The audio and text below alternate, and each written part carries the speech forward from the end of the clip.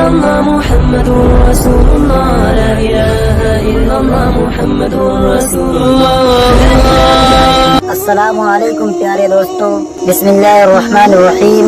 شروع اللہ کے نام سے جو بڑا مہربان نہایت رحم کرنے والا ہے۔ دوستو، آج ہم آپ کے سامنے شیخ عبد القادر جیلانی رحمت اللہ علیہ کے والد محترم اور سیب کا واقعہ بیان کریں گے، جسے سن کر آپ کا ایمان تو تازہ ہوگا ہی ساتھ آپ کو تمام عمل کرنے والی نیک باتیں معلوم ہوں گی۔ دوستو، یہ واقعہ سرکار غوث اعظم رحمت اللہ علیہ کے والد گرامی سید ابو سوالیہ موسیٰ جنگی دوست رحمت اللہ علیہ اور ایک سیب کا ہے۔ میری آپ سے گزارش ہے، اس واقعے کو اچھی طرح سے سمجھنے کے لیے اس ویڈیو کو بنا اسکپ کیے لاسٹ تک دیکھیں۔ دوستو، حضرت ابو سوالیہ موسیٰ جنگی دوست رحمت اللہ علیہ سرکار غوث اعظم رحمت اللہ علیہ کے والد محترم ہیں۔ دوستو، جنگی دوست لقب کا مطلب ہے کہ آپ ہمیشہ اپنے نفس سے جنگ کرتے رہے، یعنی نفس سے جہاد کرتے رہے۔ دوستو، آپ رحمت اللہ علیہ بہت ہی نیک اور شریعت پر چلنے والے خدا کے نیک بندے تھے۔ آپ رحمت اللہ علیہ ایک دریا کے کنارے رہا کرتے تھے۔ آپ ہمیشہ اللہ تعالیٰ کی عبادت میں مشغول رہا کرتے تھے۔ آپ رحمت اللہ علیہ نے اپنی پوری زندگی میں کبھی کسی حرام چیز کو ہاتھ بھی نہیں لگایا اور ہمیشہ حلال کمائی پر ہی گزر بسر کی۔ آپ رحمت اللہ علیہ اپنے گاؤں میں محنت مزدوری کرتے اور مزدوری کر کے جو پیسے ملتے اسی سے اپنی گزر بسر کرتے تھے، لیکن کبھی کسی حرام لقمے کو ہاتھ تک نہیں لگایا، ہمیشہ حلال کمائی ہی کھاتے تھے۔ آپ کو محنت کرنے کا بہت شوق تھا اور ساتھ ہی ساتھ اللہ تعالیٰ کی عبادت کرنے کا بھی بے حد شوق تھا۔ آپ زیادہ تر دریا کے کنارے ہی رہا کرتے تھے اور آپ کا یہی روز کا معمول تھا۔ ایک دن اچانک آپ کی طبیعت خراب ہو گئی اور طبیعت اتنی خراب ہو گئی کہ آپ کو بے حد کمزوری محسوس ہونے لگی اور کمزوری کی وجہ سے آپ مزدوری کرنے نہیں جا سکے، لہٰذا آپ کے پاس پیسے بھی ختم ہو گئے، اس لیے ان کے پاس کھانے کے لیے کچھ بھی نہیں بچا۔ دوستو، یہ اللہ کی طرف سے آپ کے لیے ایک امتحان تھا۔ آپ اس فکر میں ہی تھے کہ اچانک آپ کو ایک خیال آیا، کیوں نہ میں روزہ رکھ لوں، جس سے مجھے ثواب بھی ملے گا اور اس مشکل وقت سے مجھے صبر بھی آ جائے گا۔ لہٰذا آپ رحمت اللہ علیہ نے دوسرے دن ہی پانی سے سحری کی اور روزہ رکھ لیا، اور جب شام ہوئی تو آپ نے پانی سے ہی روزہ کھول لیا۔ ایسے ہی کرتے کرتے کچھ دن بیت گئے اور کمزوری اس قدر بڑھ گئی کہ کمزوری کی وجہ سے آپ بے ہوش ہونے لگے۔ ایک دن اسی بے ہوشی کے حالت میں آپ کی نظر دریا کی موجوں پر پڑی۔ آپ نے دیکھا کہ تیرتا ہوا ایک سیب دریا میں آپ کی طرف چلا آ رہا ہے۔ بہتے ہوئے سیب کو اپنی طرف آتا دیکھ کر آپ رحمت اللہ علیہ بہت ہی خوش ہوئے اور آپ کے دل کو تسلی ملی۔ آپ رحمت اللہ علیہ نے اللہ تعالیٰ کا شکر ادا کیا۔ اس دن بھی آپ روزے سے تھے تو آپ نے سوچا کہ آج میں روزہ اسی سیب سے کھولوں گا، اب مجھے قرار مل جائے گا اور چین آ جائے گا، میری بھوک بھی مٹ جائے گی اور میری کمزوری میں کچھ کمی ہوگی۔ لہٰذا آپ دریا کے کنارے بیٹھ کر اس سیب کے پاس آنے کا انتظار کرنے لگے، اور وہ سیب کچھ دیر کے بعد بہتا بہتا آپ کے پاس آ گیا۔ آپ نے وہ سیب اٹھا لیا اور روزے کے وقت آپ نے وہ سیب نوش فرما لیا۔ اس سیب کو کھانے کے بعد آپ نے اللہ کا شکر ادا کیا اور آپ کی جان میں جان آ گئی، یعنی آپ کو راحت مل گئی، کیونکہ آپ کئی دنوں سے فاقہ کر رہے تھے۔ جب آپ نے وہ سیب کھا لیا تو آپ کے من میں ایک خیال آیا، میں نے یہ سیب کھا تو لیا، لیکن کیا یہ مفت کا سیب میرے لیے جائز تھا؟ میں نے آج تک کوئی بھی ناجائز اور حرام چیز کو نہیں کھایا، لیکن آج جو یہ سیب میں نے کھایا ہے کیا یہ میرے لیے جائز ہوگا؟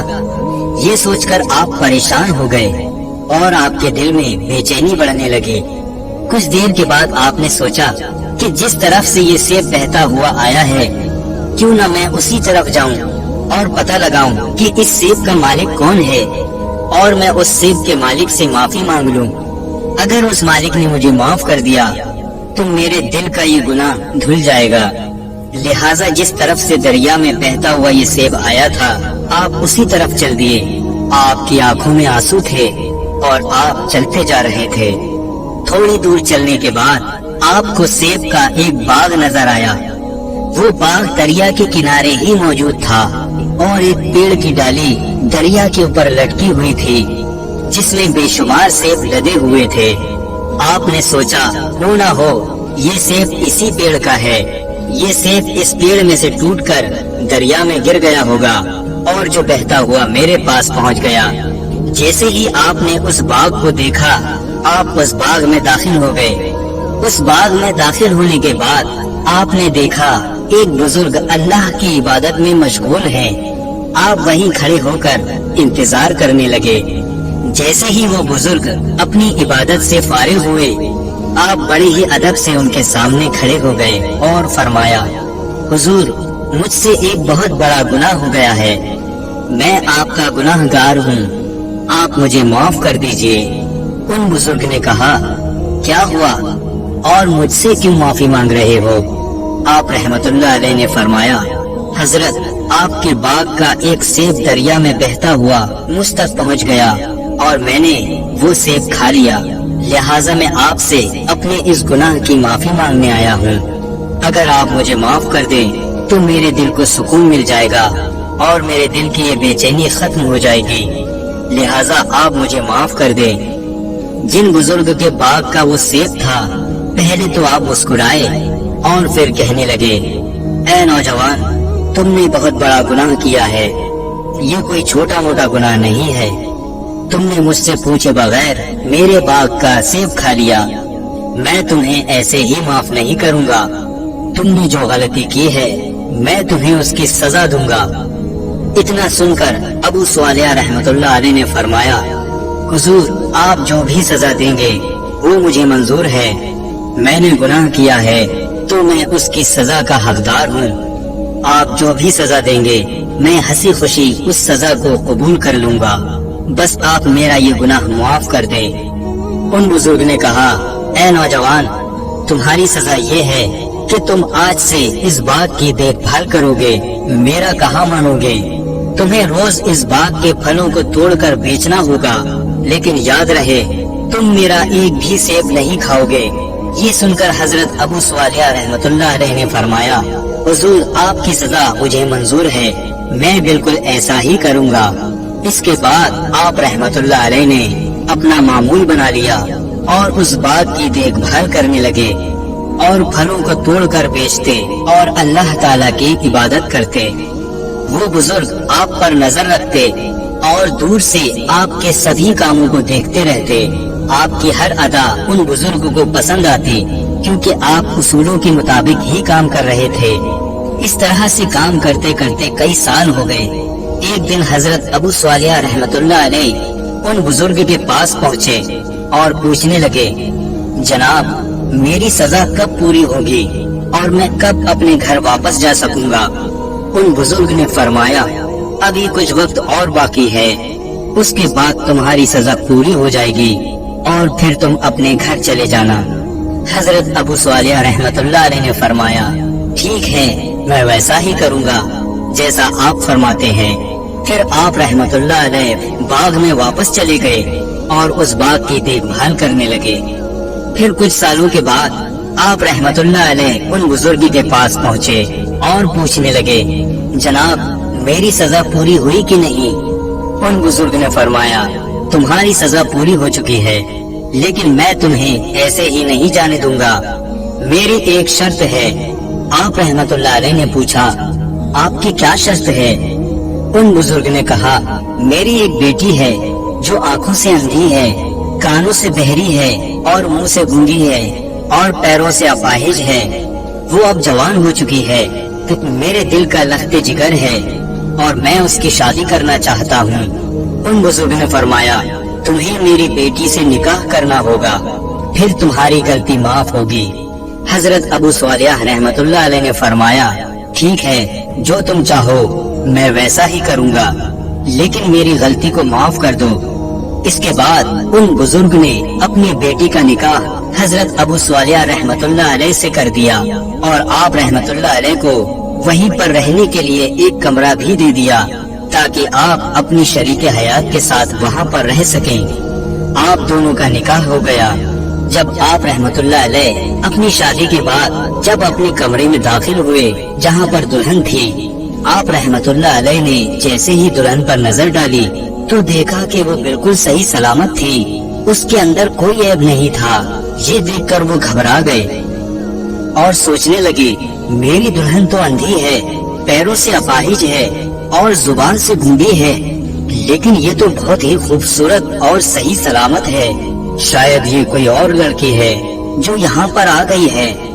جیسے ہی آپ کو لگا کہ یہ کوئی اور عورت ہے، آپ دوڑتے ہوئے کمرے سے باہر آئے اور ان بزرگ کے پاس پہنچے اور کہنے لگے حضور کمرے میں تو کوئی اور عورت ہے، وہ میری دلہن نہیں ہے۔ ان بزرگ نے کہا کیا ہوا، گھبرا کیوں رہے ہو، گھبرا کیوں رہے ہو، وہ تمہاری ہی دلہن ہے۔ آپ رحمت اللہ علیہ نے کہا جناب پہلے ہی میں ایک سیب کھانے کی سزا بھگت رہا ہوں اور بڑی مشکل سے وہ سزا پوری ہوئی ہے، اب میں کوئی اور گناہ نہیں کرنا چاہتا۔ وہ عورت کوئی اور ہے جو اندر دلہن بنی بیٹھی ہے، وہ تو صحیح سلامت ہے۔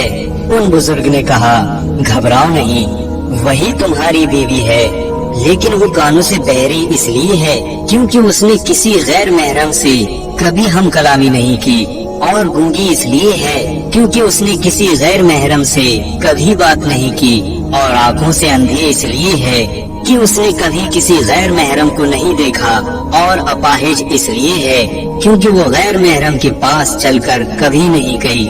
وہ بہت ہی عبادت گزار ہے اور اللہ کی بہت ہی نیک بندی ہے اور ہمیشہ عبادت میں ہی مشغول رہتی ہے۔ تم بہت ہی خوش نصیب ہو کہ تم کو اس کی جیسی دلہن ملی، اور وہ بھی بہت خوش نصیب ہے کہ اس کو تمہارے جیسا شوہر ملا۔ اس کے بعد ان بزرگ نے کہا جاؤ میں تمہیں خوشحال رہنے کی دعا دیتا ہوں، تم دونوں ہمیشہ خوشحال رہو اور اللہ تعالیٰ تم دونوں پر ہمیشہ رحمتیں برساتا رہے۔ آپ رحمت اللہ علیہ اور آپ کی دلہن دونوں خوشی کے ساتھ رہنے لگے، اور اس نیک جوڑے کو اللہ تعالیٰ نے حضرت شیخ عبد القادر جیلانی رحمت اللہ علیہ جیسا بیٹا عطا کیا۔ سبحان اللہ۔